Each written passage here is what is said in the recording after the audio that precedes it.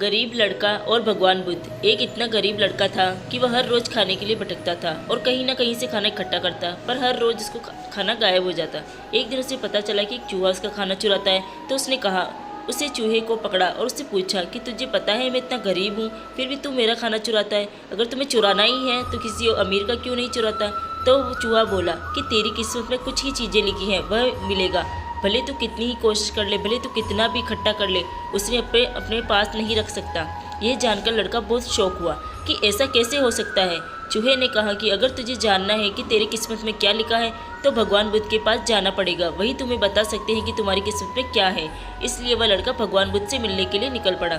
चलते चलते बहुत रात हो गई थी, इसलिए रास्ते में उसने एक हवेली देखी और उस घरवाले से एक रात रहने के लिए इजाज़त मांगी। उसे इजाज़त भी मिल गई। हवेली वालों ने लड़के से पूछा कि वो इतनी रात को कहाँ जा रहा है, तो उसने कहा कि मैं बुद्ध के पास जा रहा हूँ अपनी किस्मत के बारे में पूछने के लिए। तो हवेली वालों ने कहा कि तुम भगवान बुद्ध से हमारा सवाल भी पूछोगे? हमारी एक 13 साल की लड़की है जो बोल नहीं सकती, तो क्या करे जिससे इसकी आवाज़ आए। उस लड़के ने कहा ज़रूर पूछूंगा आपका सवाल, और उसने उनको धन्यवाद कहा और सुबह वहाँ से निकल पड़ा। आगे रास्ते में बहुत बड़े बड़े बर्फ़ के पहाड़ थे। वह बड़ी मुश्किल से पहाड़ पर चढ़ा। उसे वहाँ एक जादूगर मिला। उसने उस लड़के से पूछा कि कहाँ जा रहा है, तो उसने कहा कि भगवान बुद्ध के पास जा रहा हूँ अपनी किस्मत के बारे में पूछने के लिए। तो जादूगर ने कहा कि क्या तुम भगवान बुद्ध से मेरा ये सवाल पूछोगे? मैं हज़ारों सालों से तपस्या कर रहा हूँ ताकि मैं स्वर्ग में जा सकूँ, और मेरे हिसाब से अब तक तो मुझे स्वर्ग में चले जाना चाहिए था, तो मैं स्वर्ग में जाने के लिए क्या करूँ? लड़के ने कहा कि ठीक है, मैं आपका सवाल बुद्ध से पूछता हूँ। उस जादूगर के पास एक छड़ी थी। उस छड़ी की मदद से उस लड़के को बर्फ़ के पहाड़ पार पहुंचा दिया।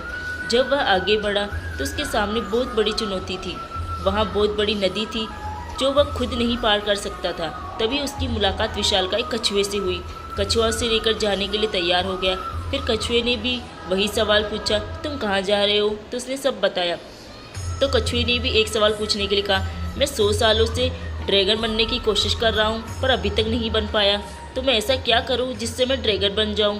लड़के ने कहा मैं आपका सवाल ज़रूर पूछूंगा। कछुए ने लड़के को अपनी पीठ पर बिठाया और नदी के उस पार पहुंचा दिया। आखिरकार लड़का भगवान बुद्ध के पास पहुंच गया।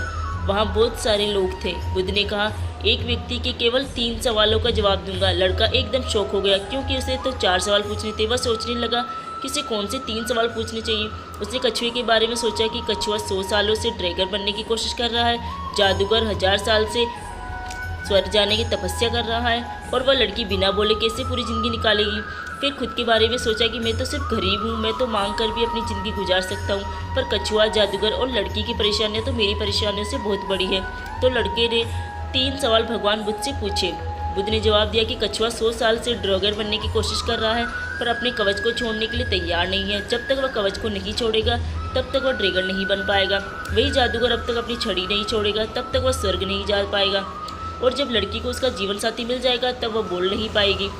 यह सब सुनकर लड़का वापस कछुए के पास आया और उसे सब कुछ बताया। तो कछुए ने अपना कवच निकाल दिया।